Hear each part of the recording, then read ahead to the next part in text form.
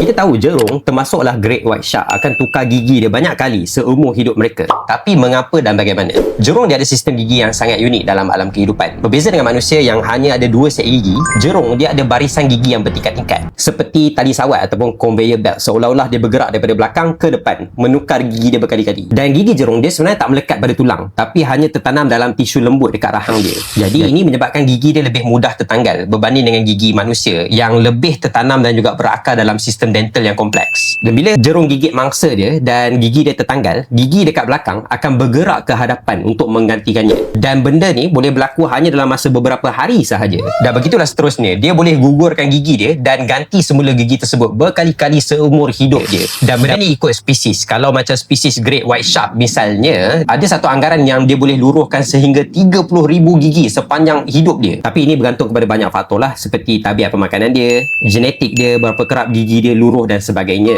Dan ini mungkin menjelaskan kenapa fosil gigi jerung merupakan antara fosil yang paling banyak kita jumpa dalam dunia. Malah, antara fosil yang paling awal ditemui ialah fosil seekor jerung purba. Benda ni sekitar tahun 1666 apabila Nicholas Steno antara yang mula-mula menceritakan bahawa satu bentuk gigi yang orang selama ni ingat batu sebenarnya merupakan fosil sejenis spesies jerung purba. Sekaligus benda ni mengubah tanggapan orang terhadap fosil yang menunjukkan bukti kehidupan yang pupus dan pernah hidup suatu ketika dahulu. Berterima kasih kepada gigi jerung yang mudah luruh ini. Gigi jerung yang bertukar berkali-kali seumur hidup merupakan satu adaptasi evolusi survival yang sangat bagus. Dia menghasilkan satu pemangsa yang sangat efisien kerana apabila gigi dia luruh, dia terus boleh berganti dengan gigi yang baru. Dan dia contoh juga macam mana evolusi tak mencipta kesempurnaan, sebab gigi jerung tak sempurna pun. Tapi dia menunjukkan bagaimana sistem tersebut boleh work around, boleh mencari solusi dengan cara menukar gigi tersebut menghasilkan pemangsa yang efisien dalam air laut. Kalau korang dengar cerita pasal alam kehidupan, korang boleh tekan butang follow.